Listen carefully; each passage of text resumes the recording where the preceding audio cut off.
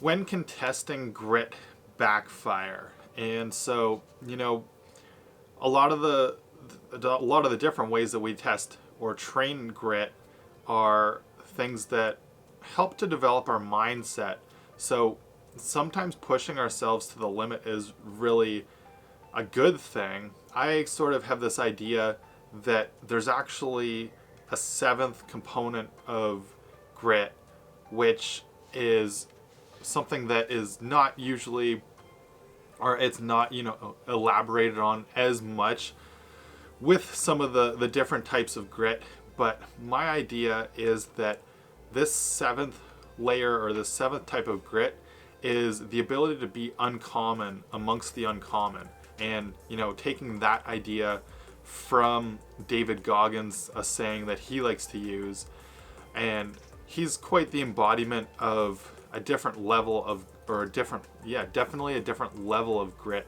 One that we see is very uncommon amongst people, to be able to push themselves to do things even seen as impossible by others. And that's really what I'm thinking is this ability to be uncommon amongst the uncommon.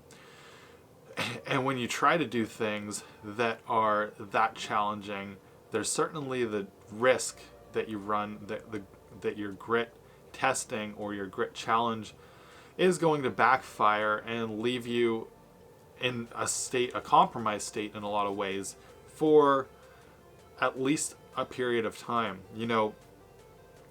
Part of the reason that developing grit is so important for peak performance is it helps to hone our resilience to things like stress. It's a form of stress inoculation when we are able to push ourselves, whether it's, physical training every day is going to help your immune system, as long as you don't fall off the wagon and stop training.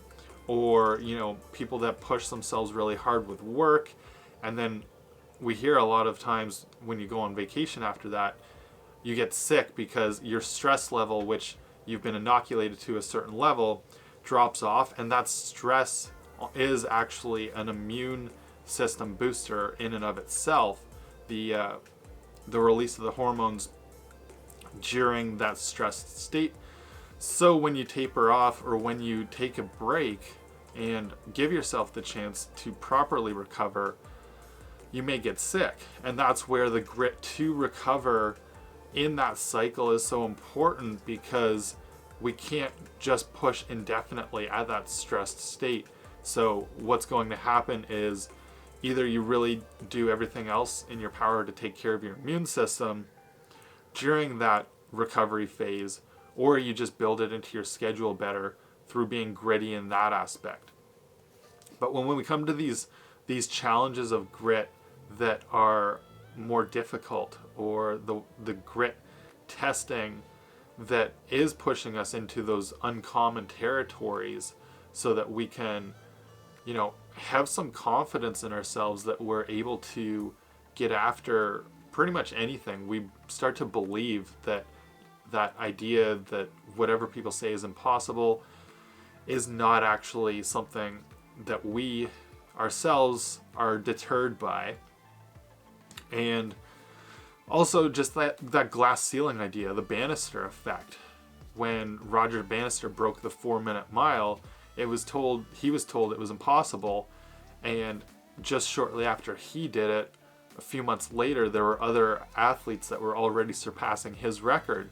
And it just goes to show that those grittiest people that are able to suppress that nagging voice in the back of your head that's telling you that it's impossible are the ones that go and show that, just like that Adidas slogan, impossible is nothing, if you've got the right mindset about it. But once again, so grit can backfire if we are pushing ourselves to the limit for too long, for sure. We can end up getting sick, compromising our immune system. That's why recovery is so important as part of the grit equation for long-term success. And because grit is a long-term characteristic or trait, we want to be able to keep going and not just have the ability to push really hard for short bursts of time.